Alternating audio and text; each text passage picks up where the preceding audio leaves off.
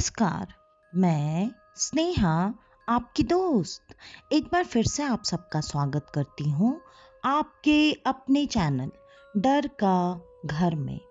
आज जो मैं कहानी आप सबके लिए लेकर आई हूँ वो कहानी एक ऐसी कहानी है जिसमें मैं आपको ये बिल्कुल नहीं बताने वाली कि मैं कहाँ की और किसकी कहानी सुना रही हूँ। ये आप लोगों को ही अंदाज़ा लगाना है कि ये कहानी कहाँ की हो सकती है और कमेंट में इस चीज़ का जवाब देना है। मैं देखना चाहती हूँ कि आप सबको ये कहानी समझ में आती है या नहीं, कि ये किस जगह या किससे जुड़ी हुई है। और हमेशा की तरह अपनी कहानी की तरफ आगे बढ़ने से पहले मैं मेरे सारे दोस्तों को दिल से धन्यवाद देना चाहती हूँ। मेरे वो प्यारे प्यारे दोस्त जिनके प्यार और सपोर्ट की वजह से आज मैं यहाँ पर हूँ। उनमें से कुछ दोस्तों के नाम हैं नवीन शर्मा जी, चिन्मय त्रिपाठी जी, अमित जी, रूबी जी, प्रियांशी जी, Poonam Saini ji, Ravi ji, golden screen cinema जी, कोमल जी।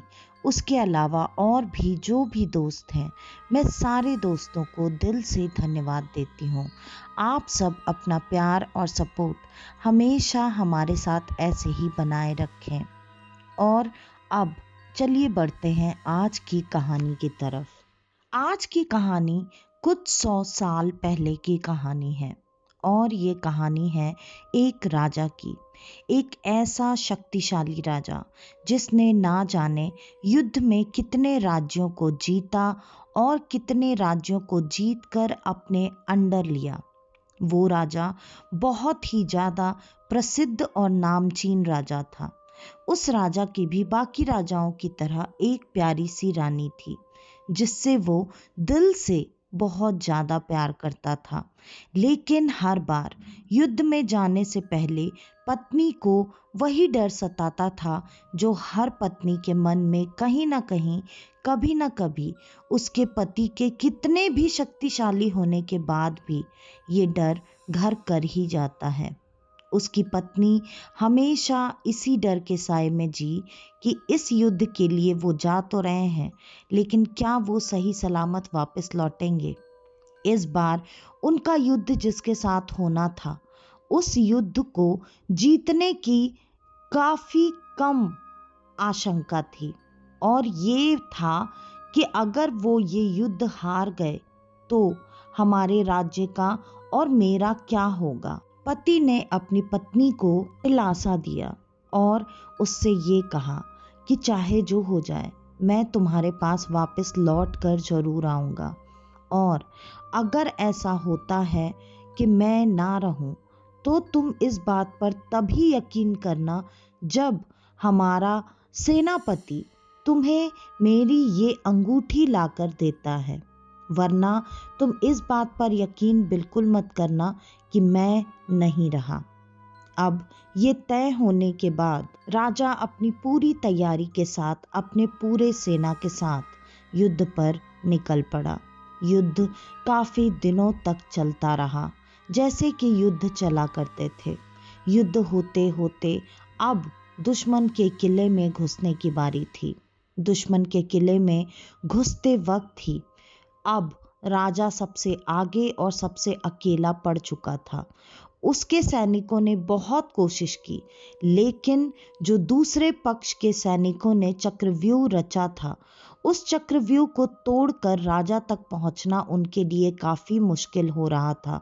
राजा लड़ते हुए, पीछे ना देखते हुए, आगे लड़ते लड़ते आखिरकार दुश्मन सेना के किले में प्रवेश कर गया और प्रवेश करने के बाद वो कब किले के अंदर पूरी तरह से दाखिल हो चुका था, उसे इस बात का पता ही नहीं चला।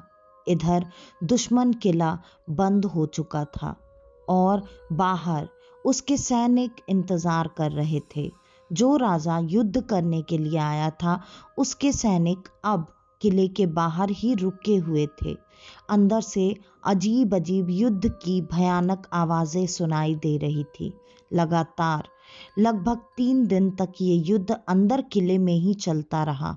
लेकिन आखिरकार उन्हें अपनी एक बार राजा की चीख सुनाई दी, जिस चीख को सुनने के बाद सेनापति को ये लगा कि शायद उनका राजा मर चुका है और उसके पास अंगूठी तो पहले से ही थी।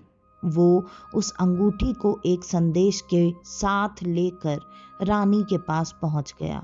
उसने वो अंगूठी रानी को देते हुए कहा कि हमारे राजा अब नहीं रहे। वो दुश्मन किले में ऐसे घुस चुके थे और ऐसे फंस चुके थे कि हम चाह कर भी उन तक नहीं पहुंच पाए और शायद इसी वजह से लड़ते लड़ते राजा वीर गति को प्राप्त हो गए। आखिरकार राजा के मरने की खबर सुनकर रानी का दिल ऐसा बैठा कि वो राजा के बिना अपनी जिंदगी इमेजिन भी नहीं कर सकती थी। इसलिए उसने आखिरकार थक हार कर अपने ही महल के छत से कूदकर अपनी जान दे दी और लगभग 2 हफ्ते बीतने के बाद राजा वापस लौटा, सही सलामत, जिंदा और युद्ध जीत कर। जब राजा लौटा और उसने बाकियों से रानी के बारे में पूछा तो सब ने नजरें झुका ली। आखिरकार सेनापति ने ये बताया कि जब आप युद्ध करते वक्त किले के अंदर चले गए थे और वहां से सिर्फ युद्ध की आवाजें आ रही थीं और जब आप 3 दिन तक वापस नहीं आए, हमें आपकी चीख सुनाई दी और हमें ऐसा लगा कि आप अब नहीं रहे हैं। तो ये खबर मैंने रानी तक पहुंचा दी और ये खबर सुनते ही रानी पूरी तरह से टूट गई और उन्होंने यही महल के छत से ही कूदकर आत्महत्या कर ली। ये बात सुनकर राजा भी अब इस तरह से टूट गया था कि उसके लिए तो जैसे दुनिया और जिंदगी में अब कुछ बचा ही ना हो। राजा पूरी तरह से बेहाल हो चुका था क्योंकि वो भी रानी से उतना ही प्यार करता था जितना कि रानी उससे प्यार करती थी। दोनों मानो जैसे 2 जिस्म एक जान हो। उन दोनों को एक दूसरे के बगैर जिंदगी इमेजिन भी करना नहीं आता था। लेकिन राजा के ऊपर जिम्मेदारी थी उसके 2 बच्चों की और साथ ही साथ बच्चे जैसी प्रजा की। वो ऐसी बड़ी जिम्मेदारी को छोड़कर रानी की तरह मरने के बारे में सोच भी नहीं सकते थे और उन्होंने आखिरकार अब जैसे तैसे अपना दुख संभाल कर खुद को जीने की कोशिश करना शुरू किया। राजा बहुत मुश्किल से जीवन जी ही रहे थे, लेकिन हर रोज उन्हें ये बात फील होती कि काश उनकी रानी उनके पास रहती। एक दिन वो भगवान के पास हताश होकर गए और उन्होंने गुस्से गुस्से में भगवान से बहुत कुछ कहा। बहुत कुछ कहने के बाद उन्होंने भगवान की तरफ अपने तलवार को गुस्से में फेंका और फेंक कर वो वहां से जाने लगे, ये कहकर कि वो अब कभी भी इस दरवाजे पर पैर नहीं रखेंगे, ना ही वो उनकी पूजा करेंगे और वो ना ही उनको मानेंगे। उनके भगवान अलग हुआ करते थे और उन्होंने जो तलवार फेंकी थी वो तलवार भगवान के बगल में एक शिलालेख जैसा कुछ रखा हुआ था जिस पर जाकर गड़ चुका था। राजा ने जब पलटकर अपनी वो युद्ध वाली तलवार लेने के लिए वो पलटे, तब उन्होंने देखा कि वो जिस शिलालेख में गया है उनका तलवार, उस शिलालेख से रक्त जैसी कोई चीज बहते हुए नीचे भगवान के पात्र में इकट्ठा हो रही है। उन्होंने उसे देखा और उन्हें ये बात शायद समझ में भी आ गई थी कि वो रक्त जैसी कोई चीज है, लेकिन उन्होंने इस बात की परवाह नहीं की। उन्हें तो अब अपनी जिंदगी की ही परवाह नहीं थी, तो वो किसी और चीज की परवाह करते तो कैसे करते। आखिरकार उन्होंने वो रक्त से भरा प्याला उठाया और खुद ही पी लिया। उसके बाद उन्हें मिला एक अनंत श्राप, एक ऐसा श्राप जो कि वो कभी चाहते ही नहीं थे। उन्हें मिला एक अनंत दीर्घायु जीवन और उस जीवन में उन्हें मृत्यु कभी नहीं आ सकती थी। उनका यौवन सदा ऐसा ही बना रहेगा और वो अनंत काल तक ऐसे ही तड़पते हुए अपने रानी के बिना जीवित रहेंगे। ये उनके लिए किसी श्राप से कम इसीलिए नहीं था क्योंकि जो व्यक्ति अपनी रानी के बिना एक दिन भी जीने की नहीं सोच सकता, अब उसे अनंत काल तक वैसे ही जीना पड़ेगा। वो फिर भी हारे नहीं। उन्होंने तब भी अपने सेना की, अपने पूरे प्रजा की रक्षा की सालों साल तक। लेकिन जब काफी लंबा समय गुजर गया, तब उसके बाद उन्होंने ये देखा, मतलब प्रजा ने, कि राजा तो जैसा था वो आज भी वैसा का वैसा ही है। ऐसा कैसे हो सकता है? और पूरी प्रजा में इस बात के बारे में खुसर पुसर चालू हो गई। पूरी प्रजा इस बात से हैरान थी कि इतने वर्ष बीत जाने पर भी राजा के चेहरे पर एक भी साइंस ऑफ एजिंग क्यों नहीं दिखाई दे रहे हैं। हमारा राजा बूढ़ा क्यों नहीं हो रहा? अब तक तो उसका यौवन ढल जाना चाहिए था, उसका पराक्रम कम हो जाना चाहिए था। लेकिन उस एक इंसिडेंट के बाद राजा को ऐसा बल, ऐसा पराक्रम प्राप्त हुआ था कि दुनिया में कोई भी जीवित इंसान उस राजा को हरा ही नहीं सकता था। और वो एक ऐसे श्राप के साथ इस बल को लेकर सबकी मदद कर रहा था।